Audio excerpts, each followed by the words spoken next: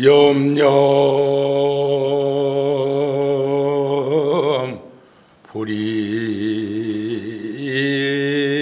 불이심이면 처처가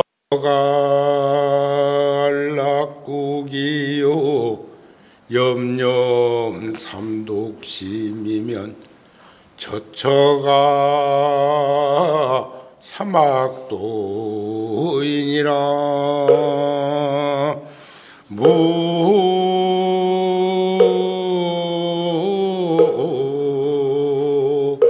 아미타불.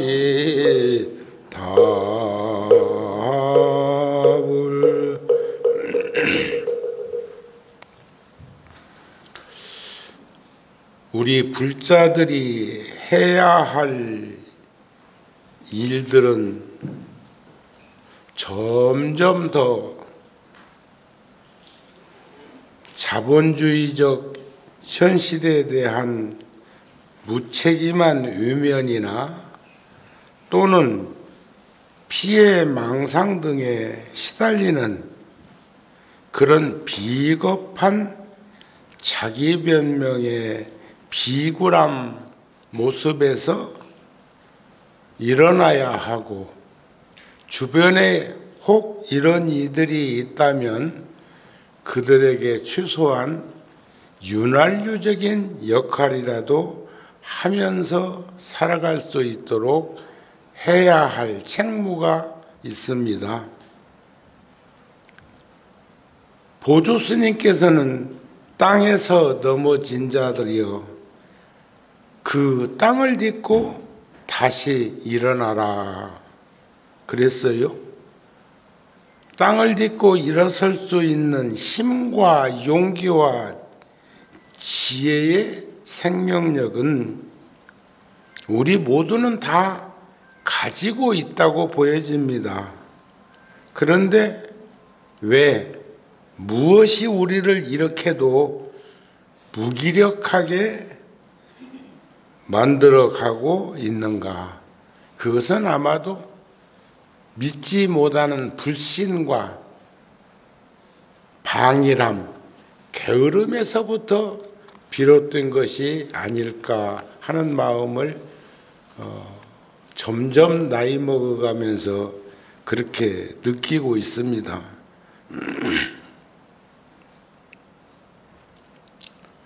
수행정지를 하는 목적은 우리가 기도하고 참선하고 간경하고 염불하는 그 목적은 그 고통과 괴로움을 없애려는 것이 아니라 그 고통과 괴로움으로부터 그 괴로움을 이용해서 마음을 성숙시켜야 된다.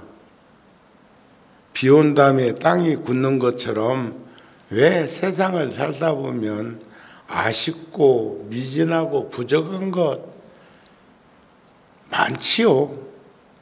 그런데도 불구하고 우리가 한 생각을 바꾸면 그 고통과 괴로움이 없어진다는 것이 아니라 우리들의 마음을 괴롭히지 못할 것이라는 겁니다. 고통과 괴로움은 결국 탐심시, 삼독심에서 비롯되는 것이거든요. 그래서 그 번뇌와 망상은 재색식 명수죠. 그런 것으로 인한 근심과 걱정이라는 고통과 괴로움으로부터 우리는 일상적인 생활이 방해받지 않도록, 괴롭히지 못하도록 오히려 우리 마음을 더 성숙시키고 그 깨달음으로 이끌어가게 하는 그런 기도, 간경, 이런 일들을 생활불교 속에서, 생활 속에서 해야 되지 않을까 하는 마음을 전합니다. 수행정진의 삶이란 계속 살 수 있는 그 원동력이 되기 때문입니다. 그 전에 부처님 법문 중에 그런 말씀이 있었죠. 나에게 두 아들이 있는데 하나는 우산장수이고 하나들은 집세기장수다. 그런데 그 어머니가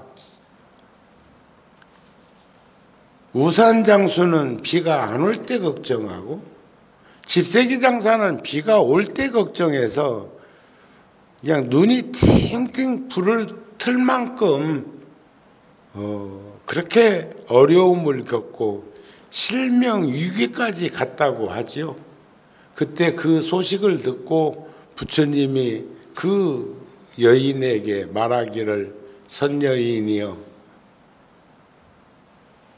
비가 올 땐 아들 우산 잘 팔릴 거라 생각하고 날이 좋을 땐 집세기가 잘 팔릴 거라고 생각하면 지금처럼 그렇게 고통과 괴로움을 겪는 근심 걱정으로 번복되지는 않을 건데 그 말씀을 전해 듣고 생각 하나를 바꾸니까 늘 화창한 날처럼 그렇게 미소를 여의지 않고 평생을 잘 살았다고 하는 그런 부처님의 가르침을 접한 적이 있습니다. 그래서 우리는 믿음은 보시가 되어서 나타나고 마음의 인색함이 없게 하고 믿음은 그 기쁨을 능히 낳아서 부처님의 가르침에 들어가게 하며 그래서 화엄경에서도 믿음은 도의 근본이요 공덕의 어머니다 그랬어요. 공덕이라는 말은 복과 덕과 지혜가 합해진 거예요. 우리는 복덕들은 잘 짓고 있는데 공덕을 지을 수 없는 그런 경계는 다른 게 아니라고 모두가 다 자기 위주로 생각하고 행동하기 때문이라고 그럽니다. 그래서 전에 한번 말씀드린 것처럼 내려놓는 공부를 하게 되고 주변에 이런 사람 저런 사람 어렵고 힘든 사람을 조건 없이 무조건 살피라는 거 아닙니다. 집 하려다가 나눠주고 전세 사글세로 가서 살으라는 것이 아니고 그 믿음이라고 하는 것은 가야 할 그 길을 가는 근본 바탕이요 도리를 잊어버리지 않게 하는 거죠. 그랬을 때 복과 덕과 지혜가 합해진 그 공덕을 정장시키며 그 믿음은 능히 부처님의 경계 열애지에 반드시 이르게 한다는 것이 화엄경의 가르침입니다. 그래서 불자들은 보리심을 일으키고 해야 할 5가지 일이 있다 그래. 보리심을 일으킨 불자들은 첫째 좋은 벗을 더 가까이 함. 두 번째는 화내는 일, 썩내는 마음을 끊는 것, 다스리는 것. 세 번째는 스승의 가르침을 따름. 네 번째는 연민, 자비와 연민의 정을 일으키는 것. 다섯 번째는 부지런히 정진하는 것. 진지한 삶을 사는 걸 우리는 일명 정진이라고 하는 사실들을 볼 수 있었으면 좋겠다. 그런 말씀입니다. 그렇게 하기 위해서는 세상 사람들의 이목을 자기의 이목으로 삼으라. 제가 94년도에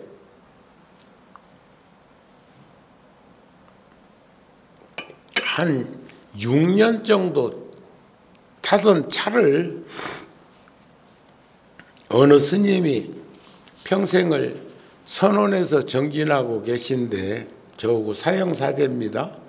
그런데 형편이 되면 자기한테 차를 한 대 이렇게 탈 수 있도록 해주면 이렇게 온천 같은 데도 한 번씩 가고 그랬으면 좋겠다고 해서 6년이나 길 잘 들여놓은 차이기도 하고, 그래서 제가 스님한테 그랬어요. 초보 운전이 새 차 잘못 길 들여놓으면 기름만 많이 드니까 이 차를 갖다가 타시고, 그리고 나서 숙련되면 제가 차를 다시 마련해 드리겠습니다 그랬어요. 저도 참 도움받는 이가 많이 있지만 저도 그렇게 도움 주는 이들도 있습니다. 그래 놓고는 그 차를 그 스님한테 드리고는 한 6개월 정도 차가 없었어요. 왜냐? 세상에 그 이목 때문에.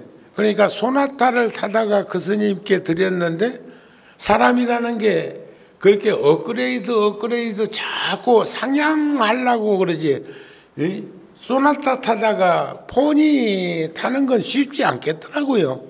포니도 타봤거든요. 그랬는데 음력으로 6월 달에 통도사에 운조당 홍법 대선사 은사스님 제를 이렇게 달해제죠. 연년 기제사를 통도사에서 모셨는데 이제 하러 갔다가 불자들이랑 많이 내려갔어요. 그래가지고 이제 점심 공양하고 노스님께 이제 서울로 올라간다고 이제 인사드리러 이렇게 갔더니 서랍에서 키를 하나 꺼내갖고 촉 밀어주시면서 이 차 가지고 가서 타라고. 근데 그때 노스님이 종정이셨어요. 종정. 9대 종정. 그런데 그때 통도사 주지스님도 그 방에 계셨고 여러 명의 스님들이 우리 스님 달해제라고 오셨다가 이제 간다고 인사하러 갔다 이제 같이 만난 거예요. 그래서 제가 단호하게 노스님께 저는 이목 때문에 이 차 가지고 못합니다. 가지고 가서 불사 중이기도 하고 그렇게 말씀을 드리니까 노스님이 하시는 말씀, 주지스님은 이제 깜짝 놀란 거예요.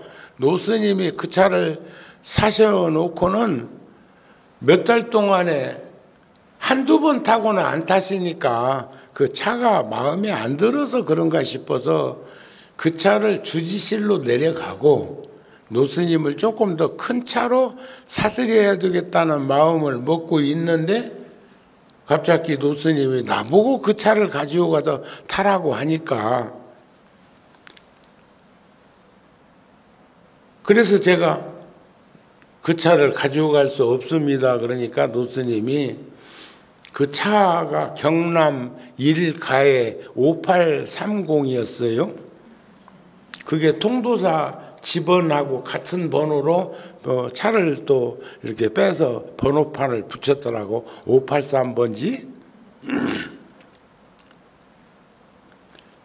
내가 종정이 서울 가면 탈 차라고 하면서 번호판도 그대로 놓아두고 타라고.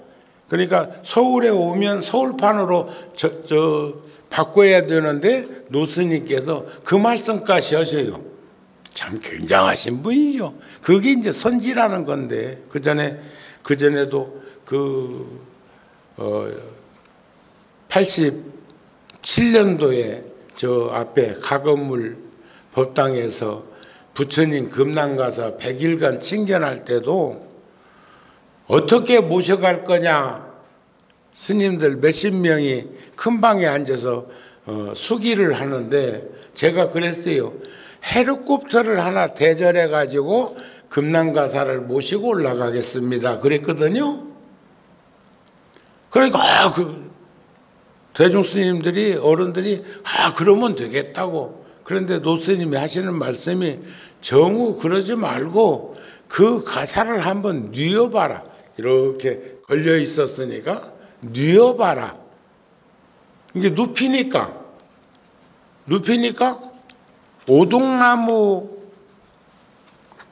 깍을 하나 짜서 한지를 깔고 비단을 깔고 그 위에다가 금난가사를 모시고 그리고 덮고 그 다음에 또 한 통에다가는 자장율사의 선덕여왕이 손수 지어준 그 금난가사를 또 한 통에 넣고 해가지고 그때 느망에다가 모시고 왔어.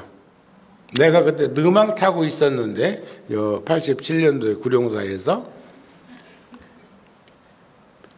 그러니까 헬리콥터 했으면 돈 많이 안 들었겠어요?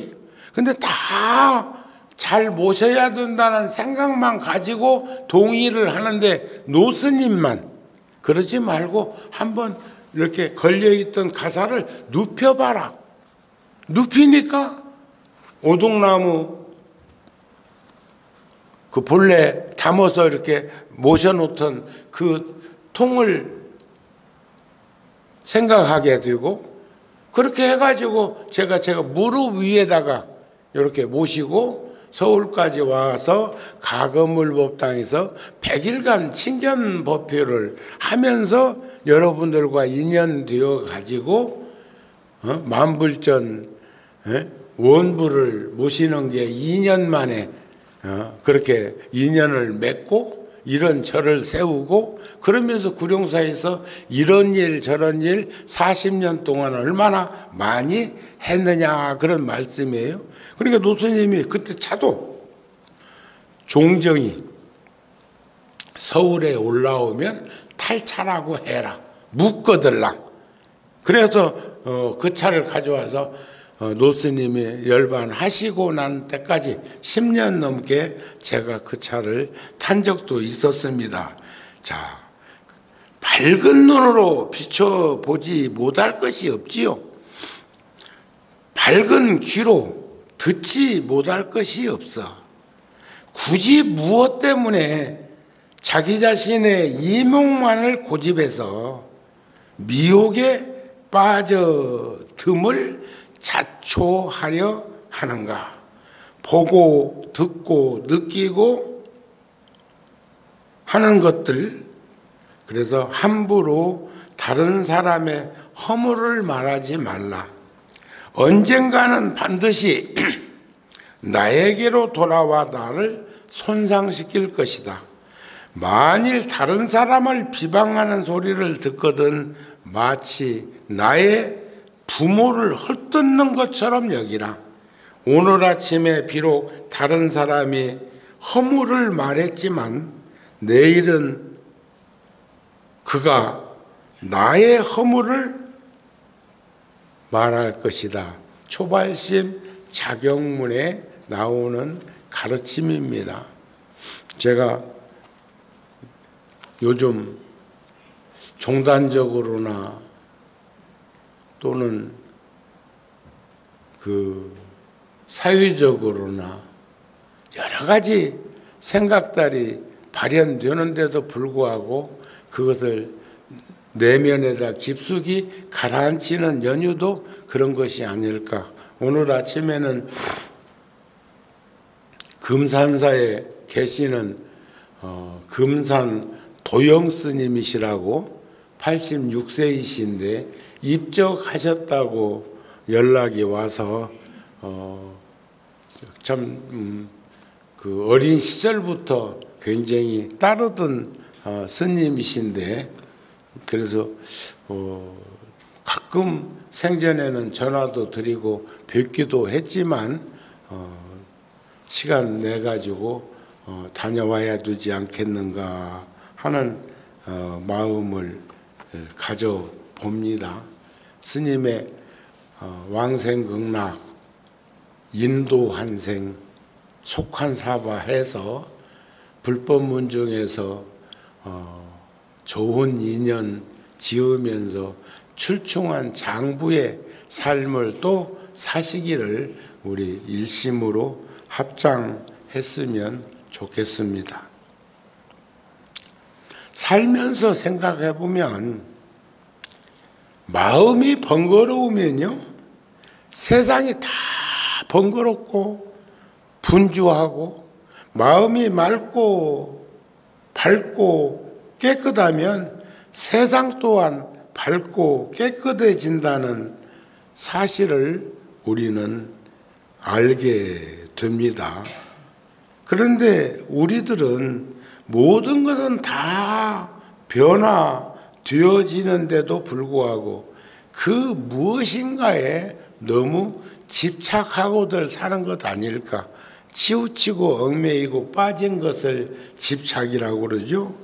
그래서 우리는 생존 본능이라고는 하지만 소유와 지배, 그것을 우리는 불교에서는 까르마, 업이라고 합니다. 우리가 집착하려고 하는 것들, 본래 집착할 수 없는 것들입니다. 세상에 무엇도 영원히 이렇게 상주불멸한 것처럼 존치되어들 현상은 없는 겁니다. 그것은 불길 같은 고통과 괴로움만 나을 뿐인데, 우리는 그 무엇인가에게 아주 집착을 심하게 하고들 살고 있습니다. 중생은 두 유형의 인생을 산다고 하지요. 한 사람은 지혜 있는 사람이요, 지혜 있는 사람은 조건 없이 세상을 살아가는 보살행을 실천할 수가 있습니다. 그런데 어리석은 사람은 욕심 많은 사람이죠. 탐심치 삼독이라는 게 그렇잖아요. 그 사람은 화를 잘 내는 사람입니다. 그러니까 탐심치 삼독은 맞물려 있어. 어리석은 사람은 욕심이 많고, 욕심 많은 사람은 화를 잘 내고, 화 잘 내는 사람은 어리석고. 그러면 우리는 어떻게 살아가는 것이, 그러면서도 어리석은 그 사람은 무조건 살아야 되는 것으로 생각하는 사람들도 있어. 가다가 아니라고 생각되면 되돌아설 줄도 알아야 돼. 어떤 사람은 정우 스님이 절에 와갖고 한 60년 살아놓으니까 그 살아온 인생이 아까워가지고 가고 싶어도 못 갈 거라고 그러네. 정우 스님은 그 정도 아니야. 오늘이라도 아니라고 생각하면, 그런데 그 아니라는 생각이, 아니라고 하는 생각이 어리석어 일어나는 생각이라면 번뇌망상으로 빚어진 것이가 고통과 괴로움을 수반하지만, 지혜로운 견해, 개정의 사막을 닫고 보리심을 증장한 그런 상태에서 아까 드린 말씀처럼 연민심과 자비심으로 그런 생각이 든다면 얼마든지 그런 것들을 가닥 잡을 수 있는 내가 되지 않을까. 눈뜬 사람하고요, 눈먼 장애인하고 한번 보세요. 경전에 보면 장님이 코끼리를 보고 다는 말하지 못하지만, 원체 코끼리가 크니까 여러 명이서 코끼리를 몇 등분으로 나누어서 지금 얘기합니다. 상아를 만져본 사람은 코끼리를 무와 같다. 무. 귀를 만져보니는 코끼리가 곡식을 부는 이렇게 치는 키와 같다. 코를 만져보니는 절구공이와 같다. 다리를 만져보니는 나무통 같다. 등을 만져보니는 평상과 같다. 배를 만져보니는 옹기로 만든 항아리와 같다. 꼬리를 만져보니는 동아줄과 같다. 저번 법회 때 말씀드렸죠. 우리가 왕굴로 줄을 꼴 때도 두 손을 조화롭게 움직일 때 새끼줄이는 만들어지지, 한쪽에 치주 쳐서 비비면 그 줄이 끊어지는 그 이치를. 그런데 눈뜬 사람은 지혜로운 사람으로 표현합니다. 그 사람은 지금 장애인이 코끼리를 만져보고 이 얘기를 해도 코끼리 어느 부위를 지금 이 얘기하고 있는 걸 아는 거예요. 그래서 고개를 끄덕끄덕 점도할 수 있는 거죠. 그래서 그들은 코끼리 전체를 말하지 못하였으나 말하지 아니함도 아니라는 거예요.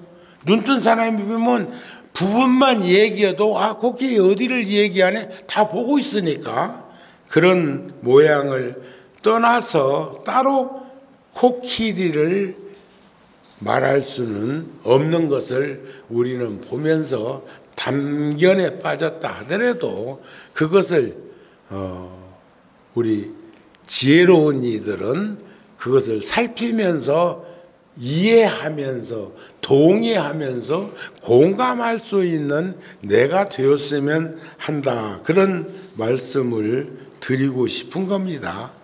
많은 사회적 문제도 그런 거죠.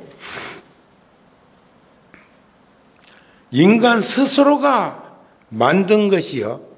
상호 신뢰부터 쌓아야 해결이 될 텐데 상호 의존관계라는 상관관계는 그런 거예요.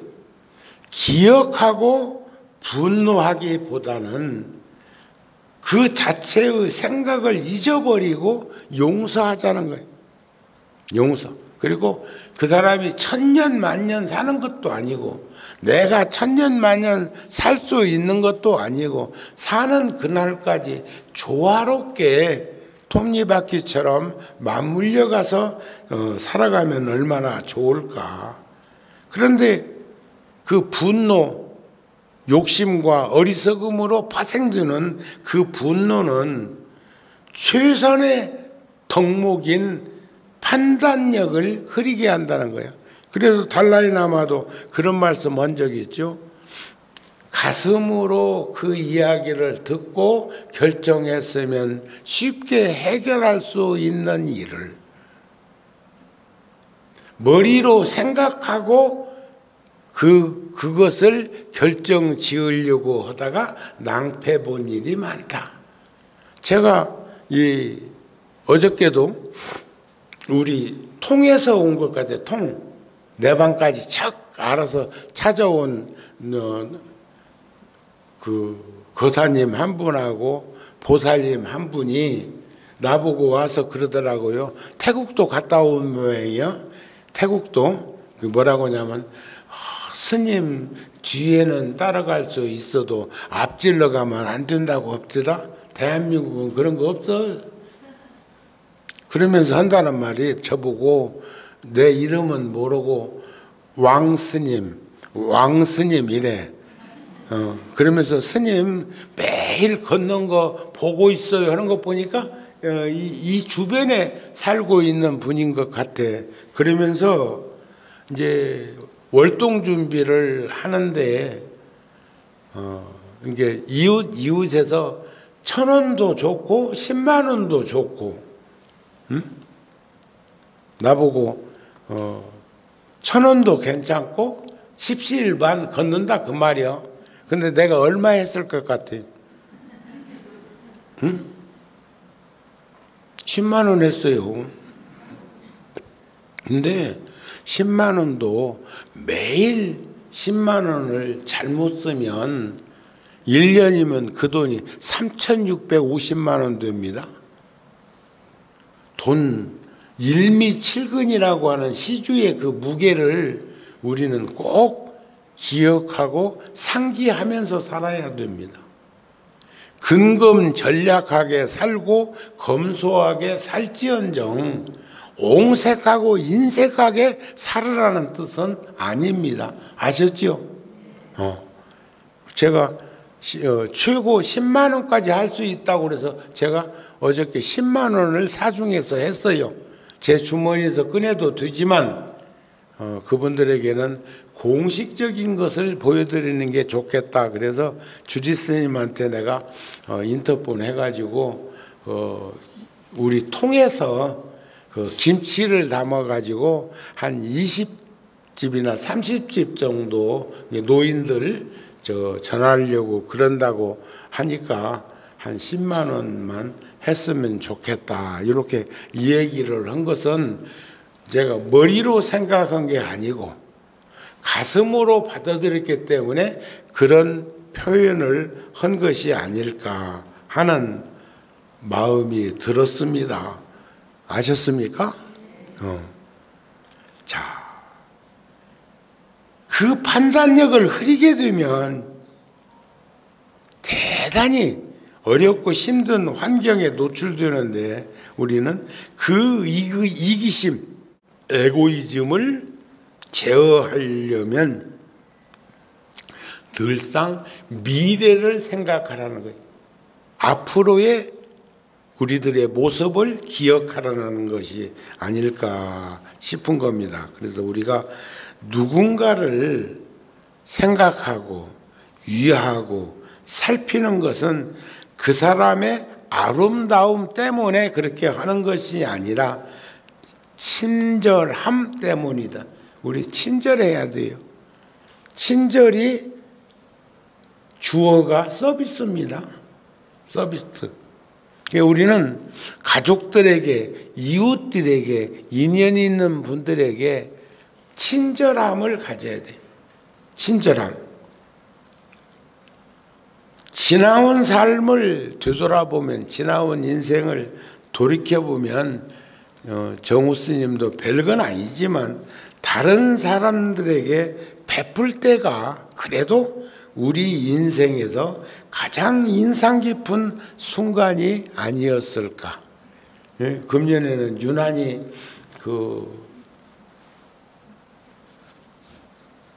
종교가 사실은 무예원륭한 살림살이를 하는 것이 옳거든요. 그리고 종교가 세상에 서비스를 잘 하는 거, 친절함을 잘 가지는 거, 따뜻함으로 이렇게 늘 포근함을 주는 것, 이런 것들이라고 저는 생각을 하고 있는데 저 역시도 그런 것에 그렇게 썩 잘 적응하고 살지는 못하지만 제가 이 구룡사 주변에 가끔 자주 보지는 못합니다만 가끔 노인 할머니가 작은 리어커를 하나 끌고 이렇게 폐품, 특히 그분은 이렇게 알루미늄 통 같은 거 집집마다 그런 거 먹고 또 내놓고 모아놓고 하면은 그 노부살님이 이제 그것을 이제 찾아가지고 가지고 가는데 제가 도량을 돌거나 또 걸으려고 나가거나 이렇게 하다 보면 가끔 만나요. 아침에도 만나고 저녁 때도 만나고 만나는데 꼭 합장하고 인사를 해. 그런데 물어보지는 못했어. 어디 사느냐고도 못 물어봤고.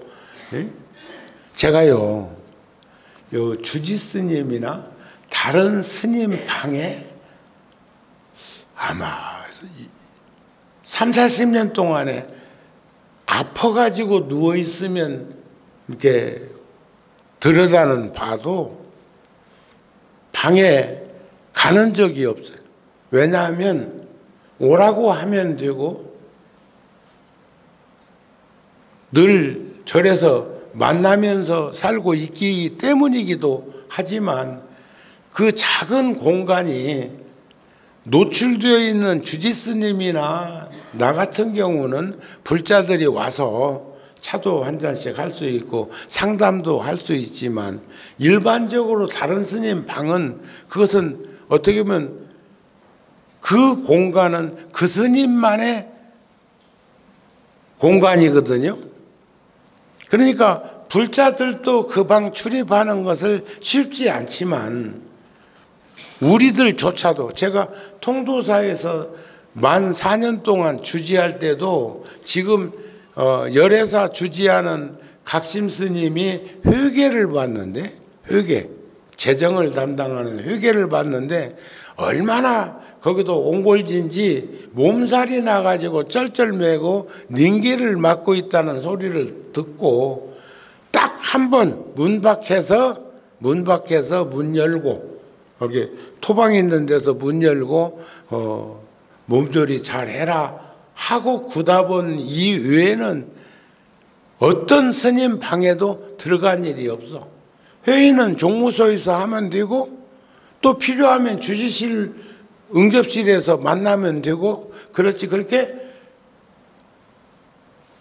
업무를 보는 공간이기도 하고 개인이 사용해야 되는 그런 방이기 때문에 그렇게 쉽게 출입할 수 없는 것이요. 여러분들 가정에서도 마찬가지입니다. 애기들 방이야 언제든지 먹을 수 있지만 장성한 자식들 방은 함부로 들어가는 거 아니잖아요. 아란존자도 부처님 55세쯤 되었을 때 보필하라고 사리불존자가 권했을 적에 여러 가지 요구 중에 한 가지가 내가 출가하기 전에 하셨던 법문 나한테 들려줄 것? 부처님 허락하셔요. 또 부처님한테는 새옷 가사를 새옷으로 부자들이 지어서 올린 것도 있는데 그것 입으라고 내주지 말 것? 입던 옷이든 아니면 저도 가끔 옷 같은 거 남루한 객스님이나 또는 그 포교당 주지 가운데 옷이 허름하게 입고 왔다든지 하면 제가 그 체격이 비슷하면 제가 옷을 한 벌씩 내주기도 해요. 그러다 보니까 나중에 보면 내가 입을 옷이 또 잘 없어. 그렇다고 해오라는 얘기 아니요. 지금 있는 옷만 가져도 아마 100년은 더 입을 거예요. 걱정하지 마세요. 말하다 보니 그렇다 그 말이에요. 세상의 이치들은 그렇게 상호관계 속에서 드러나고 하는 것인데 그런 것들이 조화롭지 못했을 적에는 상당히 어려움을 겪게 된다는 것. 그래서 많은 사회적 문제는 인간 스스로가 상호 신뢰부터 쌓는 것으로부터 해결해야 된다는 것을 잊지 말았으면 좋겠다. 그런 말씀입니다. 오늘은 그 신중기도 또 해야 되고 그래서 말씀을 조금 이제 정리하겠습니다. 그 아일랜드 민요에 보니까요. 아일랜드 저 서양에 시간이라고 하는 그 민요에 보니까 하루를 살아도 행복하게 친절하기 위해서 시간을 내라. 행복으로 가는 길이다. 꿈을 꾸기 위해서 시간을 내라. 뜻을 품는 것이다. 사랑을 위해서 시간을 내라. 구원을 받는 자의 특권이다. 주의를 살피는데 시간을 내라. 이기적으로 살기에는 짧은 하루다. 웃기 위해서 시간을 내라. 영혼의 음악이다. 그래서 시간은 일정한 간격으로 흘러가고 있는데 좋은 이들하고 같이 있으면 뭐 시간이 그냥 찰나지간에 지나가는 것 같기도 하고, 또 어떤 이들하고 있으면 일각이 여삼추에서, 일각이라는 게 15분이거든요. 그게 그냥 여삼추야, 여삼추.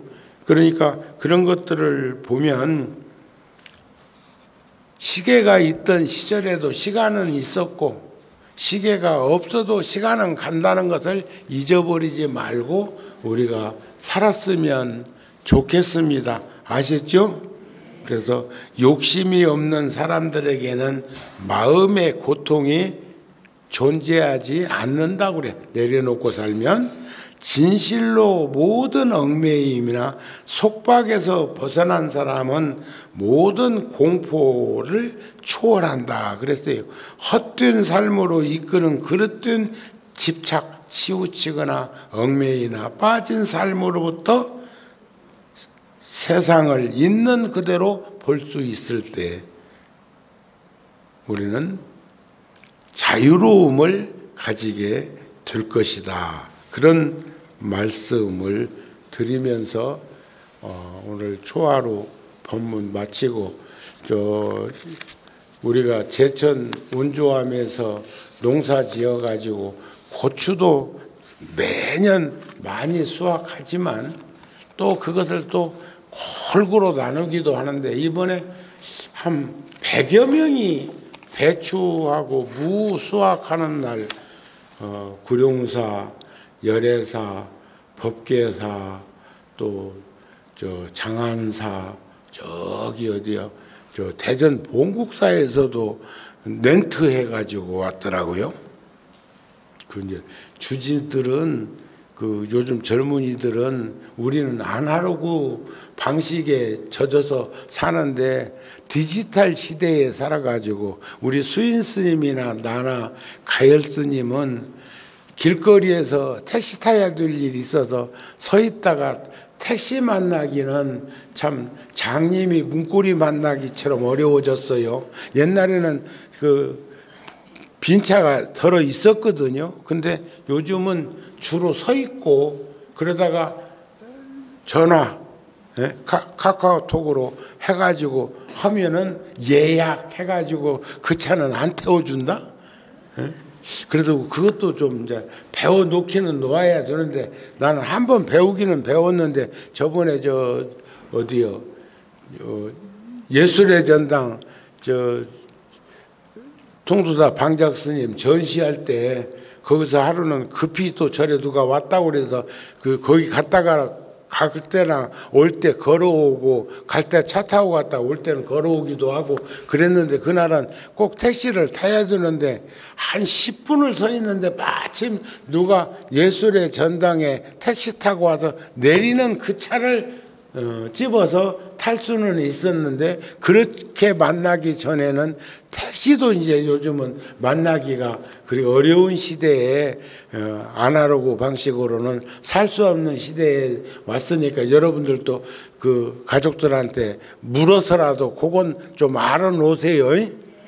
그러면 좋지 않을까 싶은 생각을 해 봅니다. 늘 건강하시고, 이번에도 3, 4일 동안 김장한다고 그래서 열애사도 많이 가져갔고, 또 법계사도 가져갔고, 또 대전 봉국사는 주지가 배추 절이는 날 또 올라왔어. 그래서 왜 왔는가?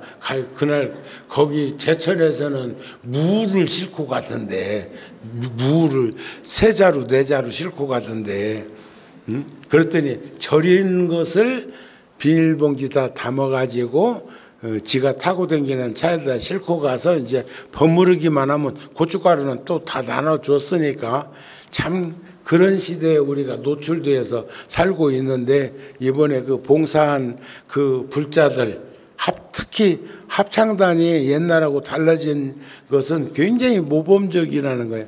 합창단한테는 2번 박수 써주세요. 오늘 온만이 밤매움도 아주 좋았습니다. 근데 오늘 초하루인데 합창단이 한 3분의 1이나 온 것 같네. 응?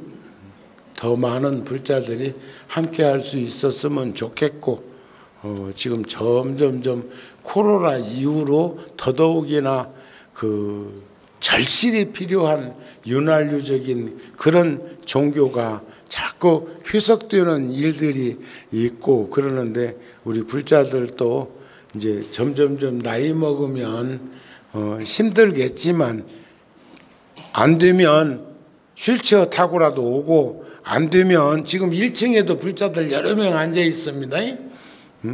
여기 계단 몇 계단, 9계단 그거 못 올라와서 그러는데, 하여튼 저 인등실에 가도 되거든. 거기는 엘리베이터가 가니까. 지혜가 있으면 눈이 밝아져요. 아셨습니까? 그리고 지팡이 짚는 거 부끄러워할 거 없어요. 왜 안경 쓴 건 아무렇지도 않으면서 지팡이 짚는 것은 부끄러워하는지 모르겠어. 아니야, 그건 보조장치니까 능히 그렇게 할 수 있기를 바랍니다. 오늘 본문 마칩니다. 성불하세요.